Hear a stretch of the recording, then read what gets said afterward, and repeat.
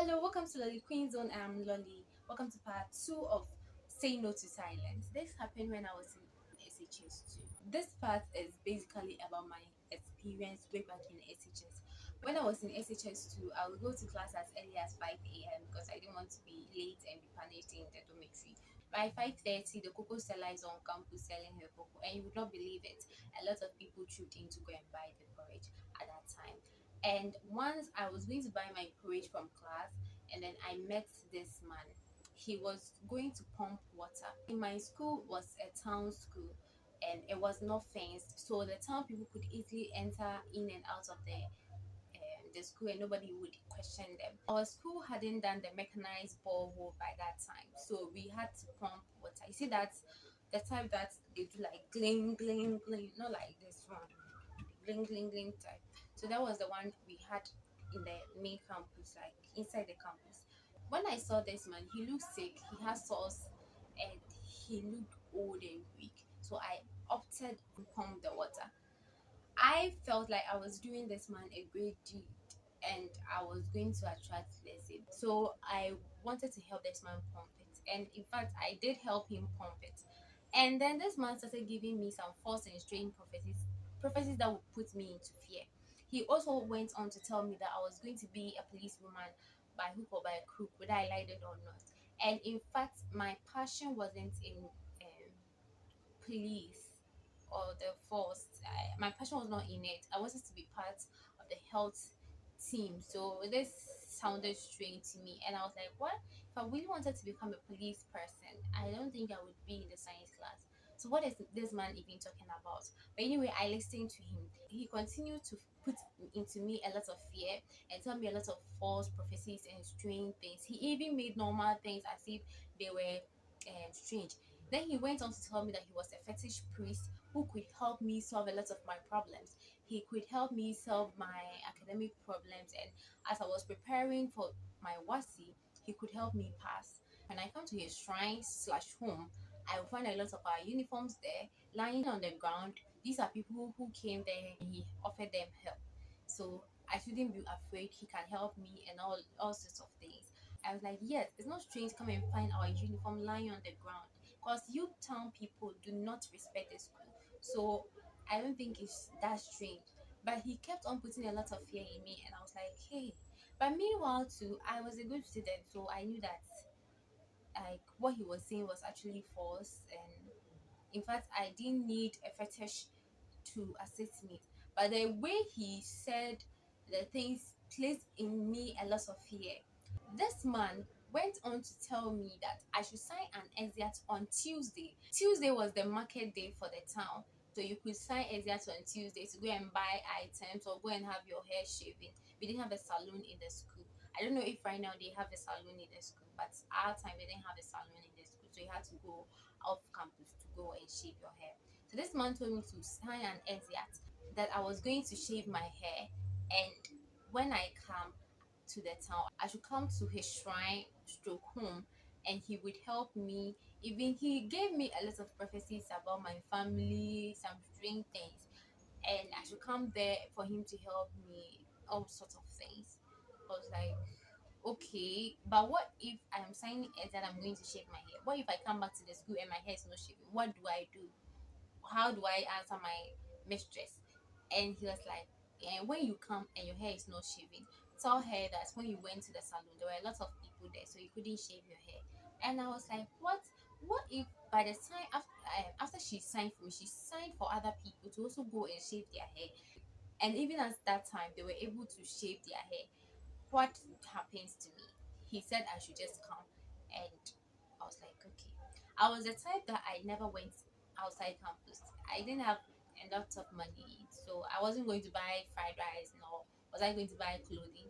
I was always on campus minding my own business. I only went to town when I had to shave my hair, or when I had to go to the hospital, or when I had to go home. That was the only time that I went off campus. So this, lying just to go outside campus and even going to a fetish house was not adding up for me. And in fact, he placed a lot of fear in me.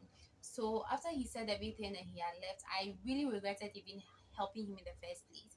And then I went to one of my friends and I spoke to him about it. I talked to him and I told him everything that had happened. He advised me not to go, and he even helped us pray about it. I felt really relieved, and in fact I held on into my faith and did not go. About 3 months later, this man was arrested and convicted for defilement. He had raped an 8-year-old girl, and he was going to jail for not less than 30 years, if I remember correctly. It seems like he was a chronic rapist. That was what he was doing. So if I had gone and hadn't speaking to somebody, and in fact a good person, of course, and somebody who was not going to put me into more stress and lots of fear, somebody who was going to tell me that, like, chill, nothing is going to happen, just relax, nothing is going to happen, you don't need to go there, let's just pray. If I didn't have somebody that would tell me that, I would have become a victim of his numerous acts. Even though he didn't threaten to do anything to me, I still had to speak to somebody because he told me that don't tell anybody. It means it was going to be an act in secrecy, and it would have been on my part to have gone without asking somebody what the person thought about it. So I had to speak to somebody. I didn't need to remain silent because it wasn't my choice to be there. So I had to speak to somebody. Morals of the story. Number one, not everybody needs help. You see, I saw this man as weak and harmless, but in fact, he wasn't as I thought. Sometimes we have to consider certain things before we even opt to help people. It's not everybody that comes to you that truly needs your help. Some people just want to use you, some people want to take advantage of you, and people want to whatever reason, people come into your life for different reasons. So not everybody needs your help. You have to choose wisely who you want to help. Number two, know who or what you want to become. If I didn't know who or what I wanted to become, I would have, you know, fallen for his false prophecy and I would have followed his lead. But I knew what I wanted to become. So instantly it wasn't clicking with my soul and my connection. I knew who I am. I knew that I wasn't the type that could lie just to go and meet somebody off campus. So I wouldn't, I knew who I am. And that in a way helped me. So if you know who you are, it helps you choose wisely, it helps you make right decisions. Number three, talk to somebody when you are scared. The person can give you a good advice, the person can encourage you, the person can tell you what to do. Not people who put more fear in you. Talk to people who are ready to listen to you, people who are ready to help you and make you, comfortable. Not people who are always blaming you. Talk to somebody when you are scared. When somebody is telling you to keep quiet, talk. This is what the man told me. He told me not to tell anybody. He told me to keep quiet, not to tell anybody. After putting all that fear in me, he told me not to tell anybody. Though it wasn't like a threat form that if you tell somebody I'm going to do this, but he told me not to tell anybody. Imagine if I hadn't told anybody, I would have become a victim. This man looked sick. He had the sores and all that because I felt like I was just helping him, not knowing he wanted to prey on me. Say no to silence. Number four, take action.